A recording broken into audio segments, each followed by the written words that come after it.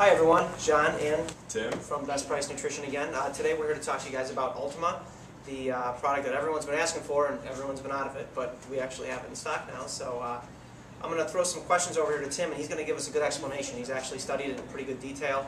It's a very unique product in the pre-workout market because there's no stimulants in there. So Tim, why don't you start us off and give us a little summary of what is Ultima?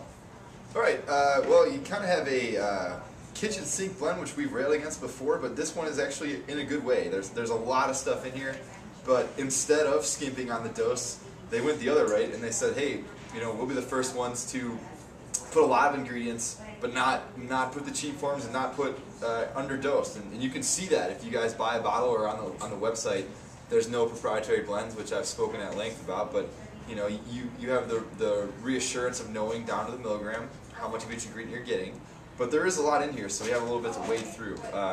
But there's what, I believe 6 blends. So you have the Enduramax blend, the Trinitine Plus Performance blend, the Perform Enhance blend, the Triphasic blend, the Cognifive blend, the Trilateral Bio Buffers, and then the Methylator. So maybe I said 6, that's 7. But we can touch on each one if you guys like. The first one is just simply a blend of a couple sugars in there. I think largely they did that because of the taste concerns with the beta version. But it is chirally pure D-glucose and trehalose, which is kind of like a designer sugar. It's metabolized a bit slower.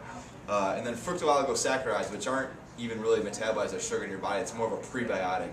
Bacteria feed on them. So in any case, if you are doing a low-carb thing or you're watching your sugar intake, pre-workout, this wouldn't be enough to derail you at all. I believe there's 5 grams of carbohydrates per scoop, and none of which is technically sugar, according to the way they're labeling it. Yeah, so that would be negligible. I know sometimes you probably do. I encounter people that worry about 2-3 grams of carbs, even 5 pre-workout. That's so negligible that if that's going to derail your diet, I think you've got bigger problems than the 5 grams of carbohydrates. Right, maybe a little bit of OCD that's so prevalent in this industry, but in any case, that modicum of sugar would actually help you with absorbing these things. So look at it as a positive. And plus, I had the beta version, and it kind of, you know, tasted like Mountain Dew that had been left in the sun for 3 days, whereas this tastes like fresh Mountain Dew, so that's a plus.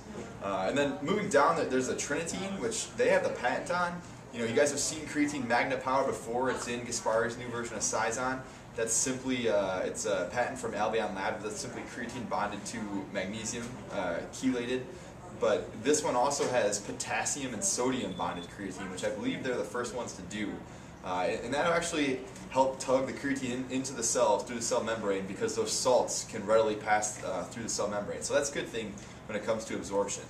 And then the next one, the Perform Enhance, that is what's worth mentioning here, I believe, is the it's the next one. That's the Triphasic.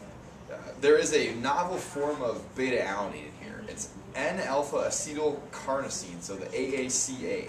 And the Triphasic blend, the reason why they call it that is because you have a blend of 3 beta-alanines. One's metabolized very rapidly, one's metabolized in the sense of 2 to 3 hours, and one is a timed release beta-alanine. So beta-alanine works about 3.2 to 4.8 grams in divided doses throughout the day. This, because you got the time release blend, you may not need more than this serving on that particular workout day, so that's kind of cool. Is there any research on that particular form of beta-alanine that you've seen, or is it just kind of a novel form of it?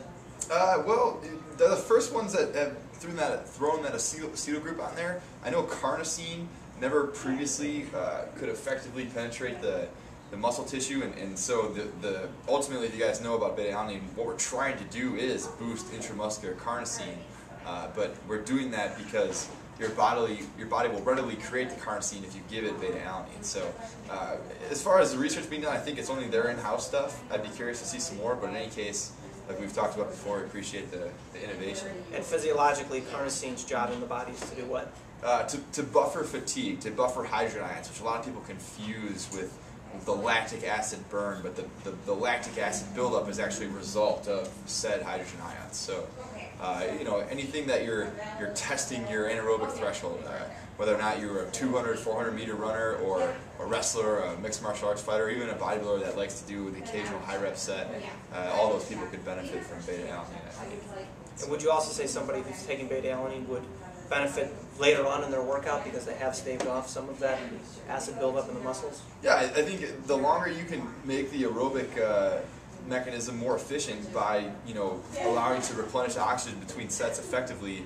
The more efficient you're going to get, you know, you shuttle away the byproducts of metabolic breakdown, which are acid forming. So by, you know, decreasing oxygen depth between sets, you might be able to get more sets at the end of the workout. So Okay.